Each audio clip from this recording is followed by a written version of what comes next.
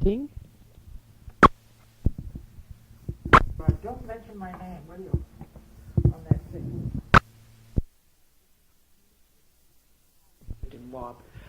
This is Regina Clifton, interviewing on May 5th, 1991, a longtime resident of Waban.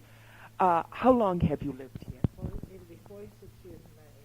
My goodness, that means that you That means I'm very old. Well, no, that you first came here quite a while ago in pre-war time. No, Right. we came in 1945 to Newton, to Auburndale. We lived in Auburndale for 2 years and then moved here. Mm-hmm. The house we had in Auburndale originally is now under the Mass Pike. Was on the Charles River. Across the street from where Fanny Farmer's house was. The original Fanny Farmer. And go on. How did you happen to buy the house? Were you newlyweds at the time? Well, the house was going under the turnpike, and we were about to rent a house in Lower Falls, one of the new houses. And I said to my husband, let's try once more. We came around White Oak Road, up into Neshabie, and there was this gorgeous elm tree. It covered the house. Mm-hmm. It was fall and the beautiful leaves. And I said to my husband, that's it. I won't move from there until we buy that house. I didn't know what we could afford, but that was it. I wanted that private way and a beautiful big tree. And that's what we did. Oh, wonderful. They asked, the price was interesting. They asked $24,500, and we bought it for $18,900. Don't tell anyone.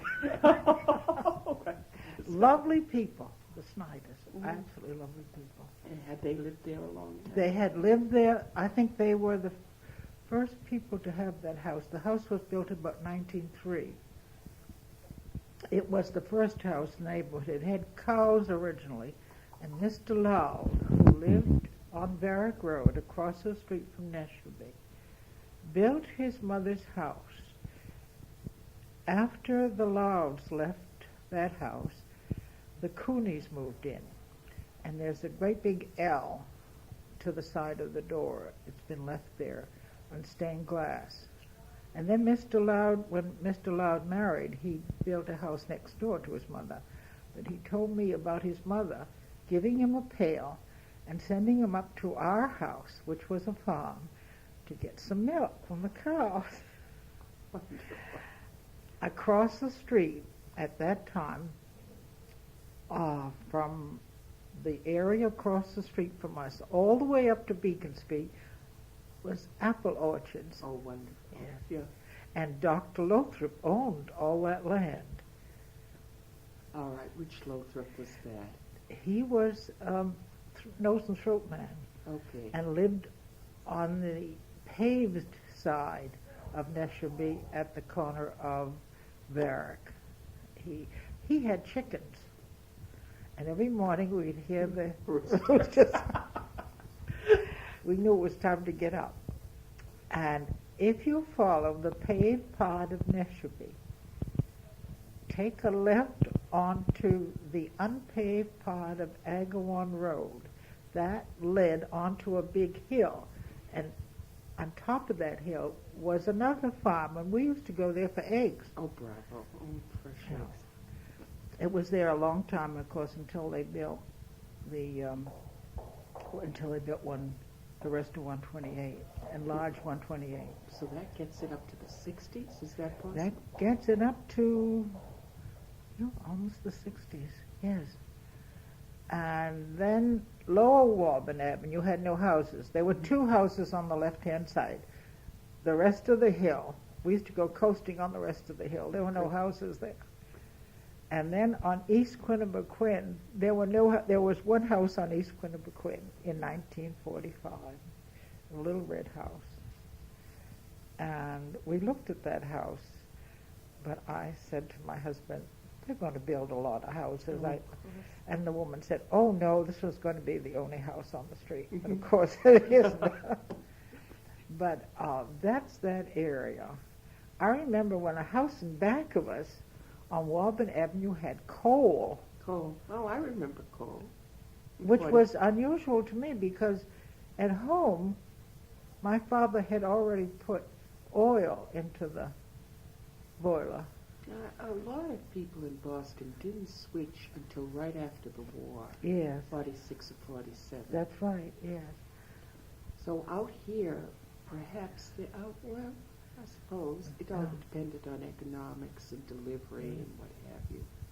Yes, yes. And I maybe- imagine delivery was expensive. And I think wherever you have single-family houses, perhaps you keep fireplaces longer too. Yes, we used to use the fireplace every night during the winter. And then my husband said it encourages, I don't know why he said this, but it encourages the use of the heat to come up, to use more oil. I don't understand that because it's warm, unless the rest of the house is cold in comparison to that area. Probably. I don't know what the engineering part of it is. But I imagine when you have single-family houses around here, you keep on to older ways if you can. Yes, yes. If you're stuck in a Yes. row house in the city, you all seem to go the same way. Yes, yes. Well- Across the street from us, when we moved into the house, was Mrs. Dickinson, Mrs. Edward Dickinson, and the Dickinson family were the original supporters or contributors to Sikorsky Aircraft, her first husband's family. And He was Sikorsky in Connecticut, yes. His family, the Dickinsons, were the ones that supplied the money for the Sikorskys. And when Mr. Dickinson died, years later she married Mr. Borofsky, Alexander Borofsky, one of the world's greatest pianists, a great exponent of Bach. So it was lovely hearing that music. Wonderful. I remember when White Oak Road was a dirt road when we first moved to, and we tried to maintain Neshabe as a dirt road. Oh, the progress. Anyone moving in, the first thing we say to them, we don't want a road. You probably want to know about, well, Waban Avenue, that area of Waban Avenue with the lovely woods running down the middle, that was an aqueduct. And Mr. Lau told us how his mother had the pipes brought up. I see. But just that area is private, yes. piped in water. Yes, yes. I think now it's for sewage. I don't know what it is now. But up at the square, I was thinking about the square the other day. Up at the square, there was a wonderful shop run by a Mrs. Paddock and her daughter-in-law, where a woman or a man could buy anything he or she wanted. Wool, needles and thread, toys, everything. One of these wonderful general stores. Of course, that's gone now. How long do you think that lasted? I think the Paddocks went out about 25 years ago. Okay. Just about 25 years ago. About 1965? About that, yeah. Oh, yes, Mhm, about that mhm. time. And where Martin Cleaners is now, the Newton Waltham Bank was there. The Bay Bank, what they now call the Bay Bank. And of course, the library was built by the people of Waban. Yeah, It was, you know that. It was yeah, a private library. Yeah, that's a separate freestanding building. Yes. Now, that's its original building, is it? That's the original building. It's very much like the one in Auburndale. Right, Yeah. right. And that was built within your time? Oh, no, that was built now about 60 years ago. Okay, right. And the because- first 50 years, it was to be owned by the people in Waban and staffed by the Newton Free Library. And when several men heard about this, towards the end of the 50 years, one wanted to put in a restaurant, one wanted to make condominiums out of it. Oh, they all rushed in. But the land next to it belongs to Colonel Garrison and his family. Colonel Garrison, his brother, and Miss Rhoda Garrison, his sister. Mhm. And the square was a different era then. Of course, there were no lights. It was quiet. In the summertime, one hardly saw a car because everyone went away. That's right. And where did the people in Waban usually go summering? Oh, I don't miss it. The Well, Cape- miss it. Were they the Cape crowd or That, the main crowd? Mrs. Dickinson went to the vineyard. I don't know where they went, actually. A couple went to Maine, and one of the families settled there. And I really don't know.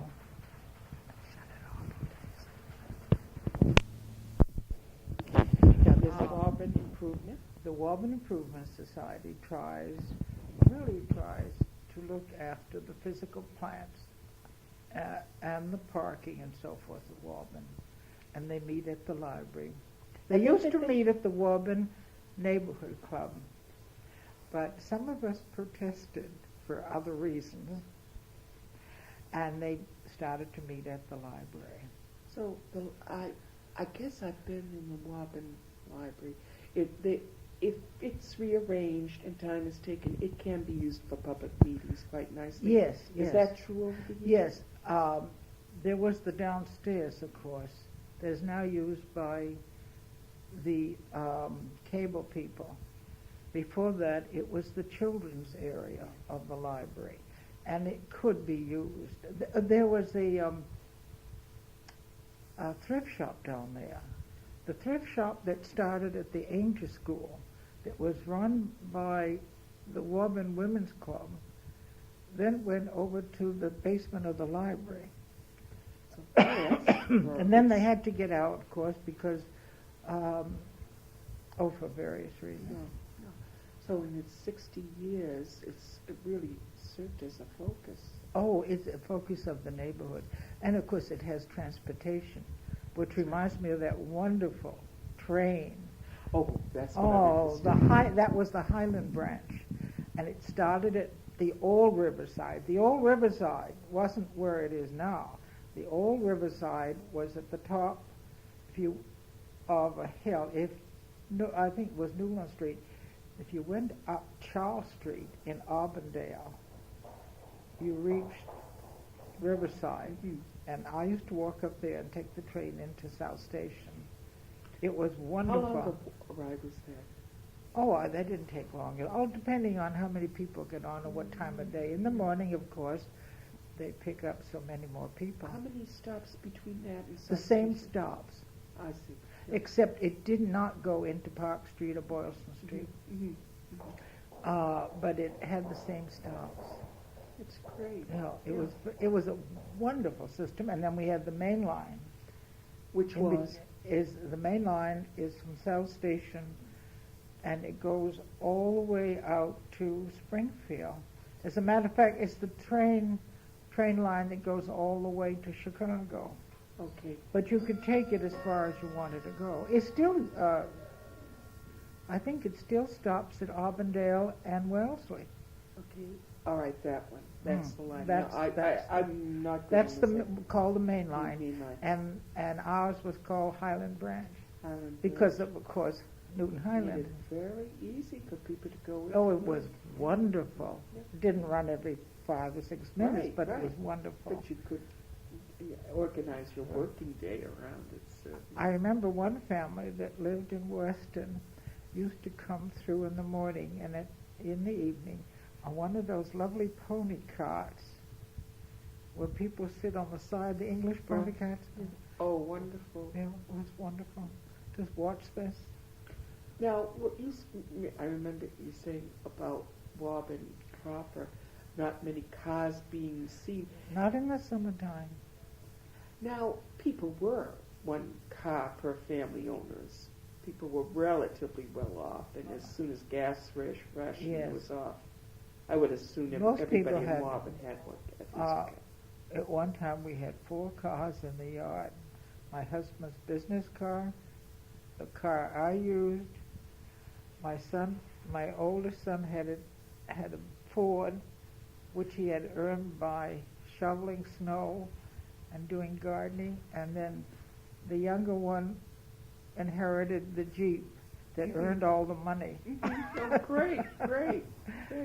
But now we're a one-cow family. Well, you think this explosion of building, Waban, where you remember meadows and apple orchards? Oh, it was lovely. It was easy to get back and forth to. It couldn't resist development, I dare say. I guess not. After the war, they had to have more housing for the men and women who came back. Right. You know, I remember Oak Hill Park was an instance of a big planned I remember, community. yes. But would you say that Waban just grew sporadically in this development? Yes, I think so. Waban grew wherever there was a lot. Mm-hmm. Of course, it grew too because the hospital grew. I remember when the hospital was, well, it was like a country hospital. It was so much.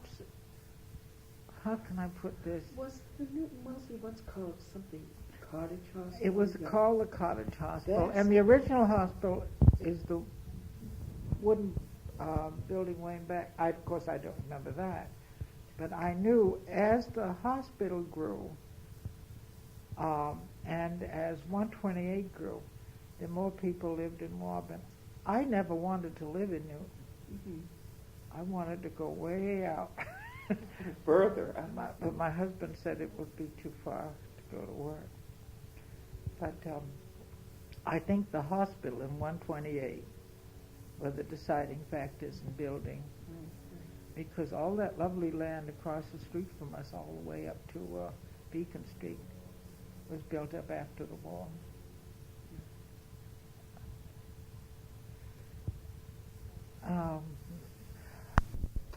Now, your husband went into town to work, right? My husband went into the city. And how did you occupy yourself? Well, with one child after another, 4 children. 4 children, wonderful. My husband was away about 5 weeks at a time. He was away about 20 weeks altogether during the year. Yeah. And then when he came home, he'd bring all these people with him from Japan and Hong Kong and India and a few from Mexico. And one time I had a young man living with me for almost 3 years. When he wasn't, the first year he was at Harvard Business School, and after that he stayed with me. I was very interested in the Campfire Girls because I was a campfire girl myself. When Campfire was a beautiful organization with Indian law as its background. Right. So it was lovely. It was really lovely. And then when my daughter was old enough to be a bluebird, I was asked if I'd enter Campfire again. I didn't want a group, but I did all the public relations for many, many years in this area. Newton area or Newton area. Boston? Newton area. Oh, I did it for the Boston area when there was a newspaper strike, and people from the newspaper were on television reading the newspaper on television. Right. And Dorothy Crandall of the Globe, I did contact her several times, and she came out and did articles about things we were doing in Campfire that had some connection with food. Great. As a matter of fact, she offered me a job at the Globe. Oh, another opportunity. It's okay. I don't care. What the hell, it's true. Yeah. And I remember when Campfire started, or restarted, if I may use that stupid word, in Newton, there were 300 Campfire girls. In just Newton? In just Newton. And when I left there, almost 2,000, when I resigned. It was a lovely, it was spiritual organization. It was a very beautiful organization, as I said, based on Indian law. And It wasn't militant. And presupposing a good supply of volunteer women to keep it going. Oh, yes. We had Barbara Coogan. Oh, she's a very brilliant lady. Mrs. Barbara Coogan was chairman for many years. She looked like everyone's grandmother and had a mind like a computer. Oh, great. She was brilliant to work with. I like to work with bright people because that's the only way I'm going to learn. Right. If I work with someone who doesn't know so much as I do, I'm not going to learn that. Right. But Barbara Coogan was chairman, and it was a beautifully run organization. We used to have our garden parties and our, I can't think fast enough.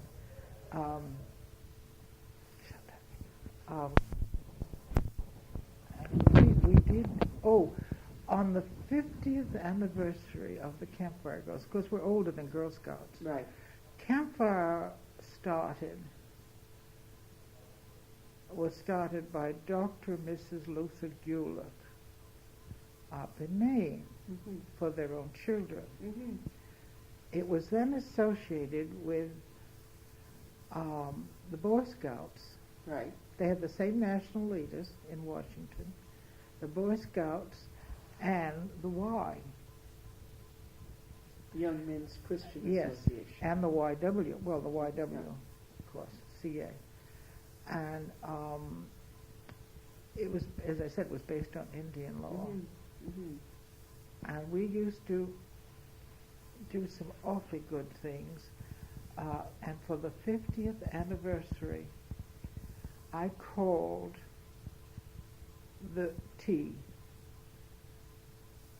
and I asked if we could have some private streetcars starting at Riverside and going all the way into Boston. Right. I had a cross, and they gave us 2 cars. Great.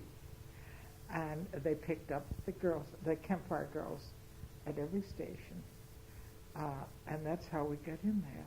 Great. Because the T gave us private cars. Great. Right. Well, you're not the only group that said that. Well, I like to think I was the first one, yeah. to have a private car.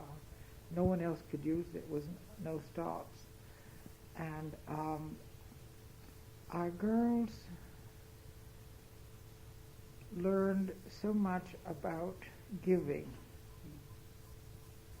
about the meaning of giving. We can't get out of this world without contributing something.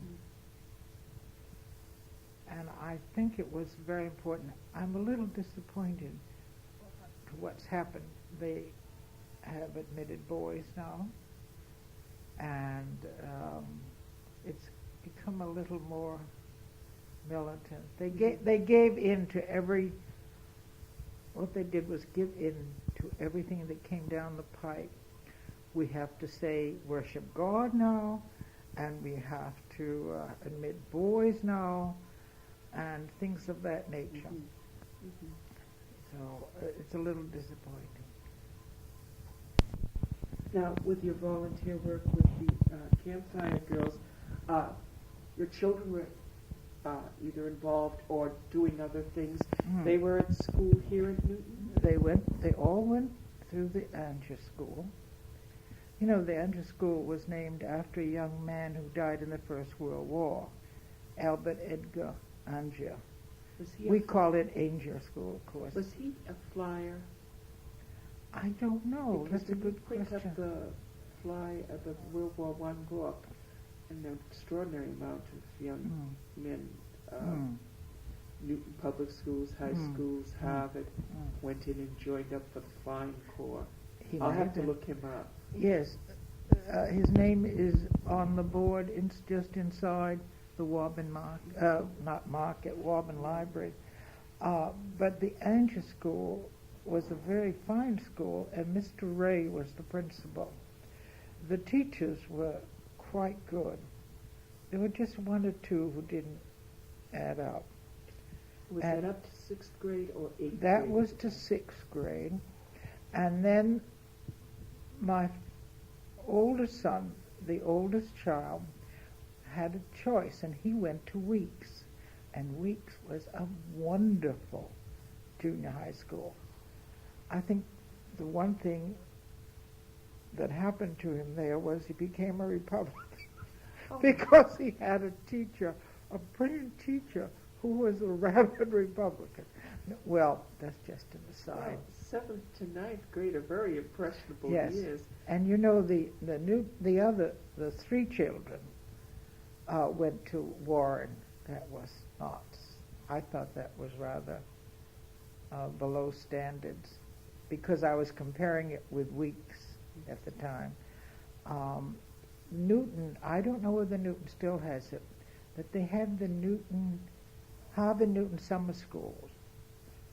And Mrs. Gay, Ella Gay, was the coordinator between Newton and Harvard. And my oldest son went to that for 2 summers and loved it. I still have the remarks the teacher sent home. Oh, wonderful. If they still have it, it's wonderful. It's wonderful to go to school and not get any marks. Right. Not receive marks, but to have fun, learn something that one hasn't learned before, and then go on field trips. Oh, wonderful. Yeah. I think that's now. And the schools all had programs in the schoolyards. And your school, I think, had a particularly good program. They took the children on field trips too. And they were on site of the regular neighborhood school. Yes, in the playgrounds. Things now are more centralized. Yes. Are they? I believe I remember when there was no Lincoln playground, the one in back of Moffett Road, that runs in back of Moffett Road, that wasn't there. Oh, I'll tell you what was there. It was a market. They had gardens there and sold vegetables. It was an extension of what used to be on Waban Ave and Wyman Street. That area next to the pastry shop, back that is now an antique shop, was Fife's. The Fifes lived at the top of White Oak Road, and after they gave up, they went over in back of St. Philip's. That's the land in back that is now a playground. Ah. Okay. And that was, I think they call it Boston Gardening. I'm not sure, because I never went over there, but I think it was Boston Gardening. Up to what time, when do you think they had As the long premises? until they built the Lincoln Playground. Mhm. Which was when? I really don't know. It was after my children had grown, so I didn't keep in touch with it. So more and more amenities were built along with additional housing. Yes. Of course, Newton North came in. That came in. Newton North was always there, but the new school came in. My children went to Newton South. My older daughter did not like it. I think my children did not like it. Some of the children managed to get by, have their own friends, but I was not too fond of it. It's interesting. Yeah. And did they go on to school after that? Yes. They all graduated from some college. And 3 of them have additional degrees. Well, so basic preparation couldn't have been all that bad. No, but I like to think that they had a certain amount of intelligence to begin with. Of course. Do they live in Newton? Are they second generation? Well, my older daughter lives, but my younger daughter doesn't. She lives in Boston. And one child lives in Connecticut and one lives in Vermont. I guess they got far away. We're on. Yeah. how life has changed. Of course, it's faster. I think people are not so courteous to each other. People are tight. Their lives have tightened up, and they don't take a moment to do little things that would make life softer. For instance, I don't remember anyone holding the door for me or anyone else going into a building. When that happens, I'm so shocked. Yeah. The traffic in Waban, people making U-turns, and things of that nature. Why do they do these things? Why do they steal books in the library? People are not courteous. I don't mean false courtesy. I mean the everyday courtesy and consideration with which we were brought up. Right. It's not false. It gets to be part of your life. Mm-hmm. And I guess if it wasn't ingrained very early, No. it doesn't become But that. these young people moving into Newton, and I can think of so many right around me, they don't know how to say hello to anyone with white hair. Now, we were not like that. The friends we made with older people was wonderful. They were gracious, beautiful people, very bright people. I'm thinking of one of my former neighbors who died in the 102nd year. Oh my! I mean, these people knew so much about life. I didn't get them. Whenever you talk about someone like that, I said curses. I didn't get them. And Mrs. Dickinson and Mr. Borowski. Mr. B used to have musicals in his house every so often. He had the master class at BU, and then the Russian musicians artists who came to this country would call on him because he was born in Russia, not the Soviet Union. Gilels called on him, and Oistrakh, the great violinist, and Mr. B's sister came from the Soviet Union. She's a world-renowned orthopedic surgeon, and the Massachusetts General Hospital and all the Harvard teaching hospitals sent cars to her. When she first came, she did not realize that her brother and his wife lived in this tremendously big house all alone. She thought other people must be there. And she would sit with her little pocketbook next to her. But by the time she went home, she was one of the gals. Oh, great. She was just having a wonderful time. But I think it's just a matter of so many people trying to get along. And we've had many wars since the Second World War. Korea and Vietnam and Grenada and now this thing. The more wars you have, the more tragedy, the tougher people get. Mm. You get more crime. Wars beget crime. And I think that we were never afraid to walk home from the MTA late at night, from the Waban station. Oh, I wouldn't do that now. My daughter tried it a couple of times and I had a fit, but I used to take, when my husband was away, I would take a walk about 11 or 12 o'clock at night around the corner, leave the front door open when my children were little. It was so nice. Yeah. Well, that feeling of security, of course. It was wonderful. I think the lack of security, the lack of feeling secure, has made people very uptight. And they don't know how to say good morning or a lovely day to their older neighbors.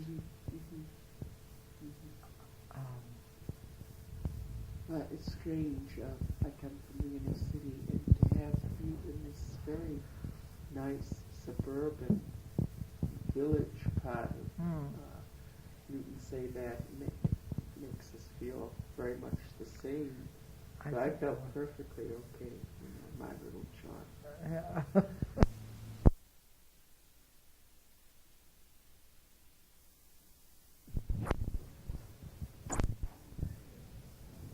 I think most of the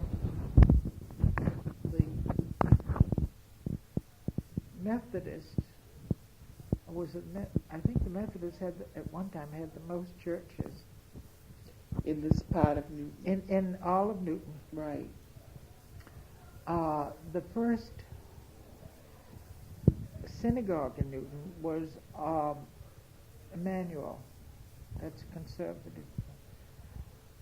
Temple Shalom was the first Reformed synagogue, and that came in just after the war. It's about 42 years ago. Is it transposed from elsewhere, or was it organized here? It was organized here, and the suggestion came from Rabbi Dudley Weinberg, who was the rabbi at Temple Ohavai Shalom. By the way, that was the first Reformed temple in Boston, not Temple Israel. Temple Israel in Boston is an outgrowth of Ohavai Shalom. And Rabbi Weinberg said, why don't you have a temple in Newton? And that's how it was organized. It was organized, I think, by most of the men who took the Highland Branch. I don't know. Great. Some of them used to use the Highland Branch. And prior to the... This is the third building. Yeah. The first building was a beautiful house. I'll show you a picture of it if I have it. It was a beautiful house on the corner of Temple Street and Myrtle Street. Then they bought the house next door. They took that house down, bought the house next door, and used that. And when this building was built, that house became the parking lot. Mm-hmm. And Rabbi Waban is the second rabbi. And he wanted to make sure that this beautiful area was left intact. So it's built on several levels so that they wouldn't have to flatten the land. You see, we're downstairs, but we're flush with the outside. Right. And when you're upstairs, you're flush with the outside. Because there's a slope. Yeah. Because of the lovely slope. And he wanted to make sure we preserved all these beautiful trees and everything. It looks very small from the outside. But it's not, actually. And there are about close to 1,000 families. I'll take you through the school and show that to you. And then Temple Rayam was built. That won a prize, architectural prize, one on Washington Street. That's a conservative temple. Was that organized here, or was that transposed from another location? I really don't know. And then the temple in Oak Hill was built. Avodah. Then another very orthodox synagogue went in Newton Center, but I really don't know very much about it. I've never been invited there for anything, so I don't know. And these are all since the war. These are all since the war. Temple Emmanuel, I think, came in. I think Temple Emmanuel was there. Oh, the oldest synagogue is the little one on, what's that street that runs from Our Lady's, Adam Street. Right. Is the one on Adam Street that they are trying to preserve. Towards Nonanta. Yes. That's the oldest one. That was there, must have been close to 100 years ago. That has to have been the subject of Jackson Homestead exhibit a few years ago. Now that you've triggered my memory. Yes. That must have been organized by people from Boston, in the city of Boston. Probably. Yeah, I do remember that. I wonder if that was organized by people who had lived in the West End. I think so. Was it? Yeah. The West End, that's a whole other. My people. I love the Hill. I wouldn't mind living around Charles Street on the water side. But St. Philip's was here. St. Philip's is a beautiful church. The inside is like a European church with the wooden beams. It is so lovely. How old is that? Oh, that was here before the war. It's very beautiful. So there's always been some congregation of Catholics Yes. over on that side. Oh, on that yes, side. yes. Our Lady is the oldest. It's I the hear. oldest, yes. And then I'm not sure. And then St. Bernard's was here. And I've an interesting priest from Scotland. Did you ever hear him? No. Oh, he has a wonderful Scotch accent. And I think he might have gone back to Scotland. I'm not sure. And, of course, there was a Methodist church in Newton Center. There still is, the big one. Not the big one. The big one is the Baptist. Okay. The Methodist was across the street, and they moved down to Center Street. And Right. that building, of course, is now offices. Right. You know, well, you know about Newton Center. Right. I've interviewed people there. But it's funny that there's so many congregations here about. Of course, it came along with the explosion of housing right after World War II. I can't think of any new churches.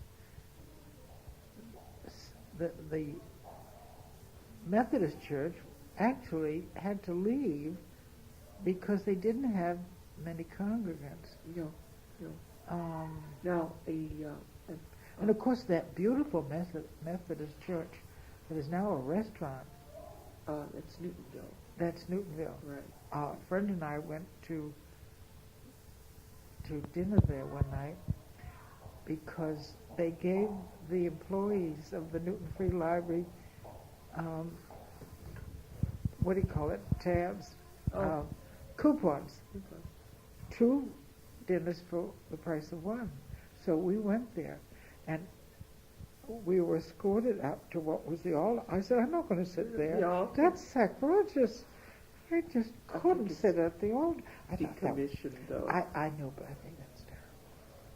It's still there. It's still there. Beauty from outside. From outside it's beautiful. Otherwise, a Met's edifice like that has got to pay its own way, or it's not going to. That's right. They have to take it down. Yeah. But I can't think of any new churches. Can you?